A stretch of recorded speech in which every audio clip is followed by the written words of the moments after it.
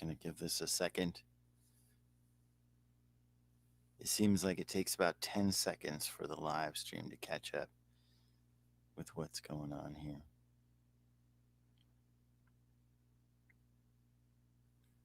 Good morning, everybody. Welcome to the live stream. I am Brother Bryce. My name is Bryce Tomlinson, but my friends call me Brother Bryce, and I hope that you'll call me Brother Bryce as well, since you're all my friends, right?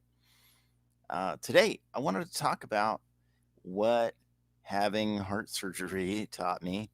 And some people would debate that having atrial ablation is not surgery per se, because it's a catheterization instead of like an open heart surgery. But it is considered to be a surgery. So I had a great experience with mine. I will say that the hospital where I was at, they treated me really well. It was really awesome the way that I was treated. Each person treated me with respect and with dignity, and they helped me as much as possible to get through the process. I feel like I had a great surgeon going in, and I think that when um, when we think about when we were kids, I remember how when we were kids, we used to think, what is a backache? Because like our parents would say, "Oh, my back hurts and I need to go lay down." And we would be like, "What does that mean? Why does your back hurt?" And to us as kids, frankly, like it kind of seemed like excuses when we were kids. And now as an adult, I I realize I'm not 10 anymore. And when I went roller skating and I took a fall and I hurt my back, I see all these kids rolling around me and falling on the ground and getting right back up. It's amazing. Whereas before it was like when I was a kid, you get up. After you fall down, you get up. That's what you do. You get up. And as an adult at 52, I'm like, maybe I maybe I don't get up. But as a person, as a patient at 52, being told I had to lay there flat and still for 8 hours or more, I had to actually wait longer to start moving around because my incision site kept opening up. And so they just kept pushing back when I could get up and move around. And when I got out of the hospital, I had to move really slow and carefully because the incision site just kept seeping blood and stuff. And that was kind of gross. I don't mean to gross you out this early in the morning, but today it's now 2 weeks later and I feel pretty great. I want to thank my friend Sherry for helping me out with a particular supplement that really kind of bounced me back pretty quickly. I was feeling pretty crummy from the blood thinners and from just having to take the additional blood pressure medication to get my heart rate down. But it appears that the ablation surgery was pretty successful. I haven't had a single episode of AFib since then. And I mean, thank the Lord because I had a lot of people praying for me. And the one thing that I learned about having a heart surgery at 52 is prayer works. That's what I learned. That's what it taught me. It taught me to have great respect for the medical community, the ones that are doing the right work. And I feel like my cardiologist, that guy, he knows what he's doing. He's amazing. And I made the mistake. I talked about this before, but I made the mistake of watching a YouTube video of the surgery because I like to be informed as much as possible about the thing that I'm going through or about the thing that I'm going to go through. I try to be informed as much as possible. I read, study data, I read research, and I want to know about it. So I did my homework on atrial ablation, which is the procedure that was done on me. And I felt really confident that I've got the right guy. I'm totally confident that I had the right guy do it.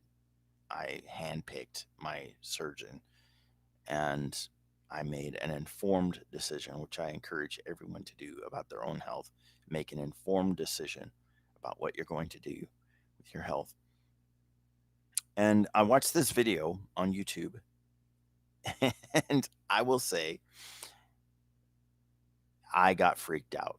And this was 2 days before my surgery, and this was the closest that I got to saying, "Oh, hell no." I was almost out of there. I was like, maybe not." But then I think about all the times that I've had episodes of AFib and how debilitating it was and how I was afraid that it was gonna do something bad to me. So far, it hasn't really done any damage to me, but it's affected my life badly. It's affected my self-esteem, my ability to get up and go do things. It's affected it dramatically. Like you can say, "Oh, you're making excuses." If you try having an AFib episode where your heart rate is going on anywhere from 180 to 220 beats a minute for 3, 4 hours at a time, and see if you don't feel like you just dragged an elephant the length of a football field. It is very challenging. It is very debilitating. AFib can be just just a hammer on your soul, and I feel for the first time in maybe decades that I feel my heart is rested. Even though my blood pressure is still high, it's much higher than it was prior to the surgery. I feel like that's just the heart healing from the work that it had to do during the surgery. So I feel like my blood pressure is pretty high because of that. My heart rate totally normal, and even when I was drinking some coffee the other day, which I'm drinking coffee now, even when I was drinking coffee the other day and I hadn't taken my blood pressure medication yet, it was still a lot lower than it has been.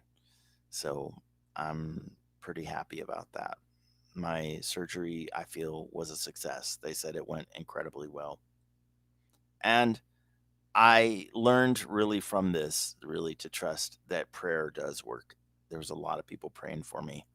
There's a lot of people messaging me, and I want to thank you sincerely for praying for me because prayer works. Prayer works. Pray to the one living God and be grateful when he does a good work, and even when he uses another person to do it, he can do a great work through another person. So I feel like the team that was there at the hospital did a fantastic job.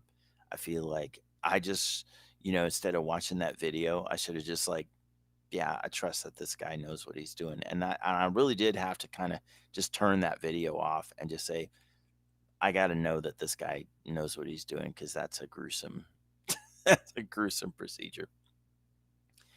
Anyway, you guys, thanks for tuning in. Thanks for sitting here with me this morning. God bless you guys. I am going to be hitting up a Zoom meeting here in just a moment. And I just wanted to offer you the opportunity if you are interested in getting any kind of free resources that will help you to prosper better. You can get on my mailing list at SpareTimeIsMine.com. There's a YouTube video, a YouTube channel there where you can watch my tutorial on how to start your own business. That's absolutely free. You can watch that tutorial. And Instagram and TikTok, I post reels and stuff there, try to kind of entertain and be kind of spunky. Anyway, you guys, that's what I do. in my spare time. I like to say that kind of tongue in cheek every time because I don't feel like if you're working in your spare time, I feel like that's not your spare time anymore. So enjoy your spare time and then free yourself to work a few hours a day or a couple hours a day and get your stuff done so that you can enjoy your spare time. And that's what I've done with my home business. And I hope that you'll join me in that. Anyway, we also do a Bible reading every single day, every 6 days a week, Monday through Saturday. We do this at readingtheoneyearbiblettogether.com. There's a link to the Zoom call that you can get in totally free. You can download the reading guide, and we read 2 weeks ahead because we put it on a podcast that's released every single day, totally free and public domain. You can even copy those recordings and post them anywhere you want to. So I just wanted to thank you guys for watching this video. God bless you guys. Have a wonderful day. And if you like this kind of content, please do follow. Please do subscribe. Please do hit whatever buttons they have there for you to get updates for when I post new content. And I try to post it daily. Yesterday, I had a CT scan done, so it kind of got in the way of pretty much everything for my morning. And but thank you anyway for joining me for this. God bless you. Have a wonderful day. I'll see you tomorrow. Bye bye.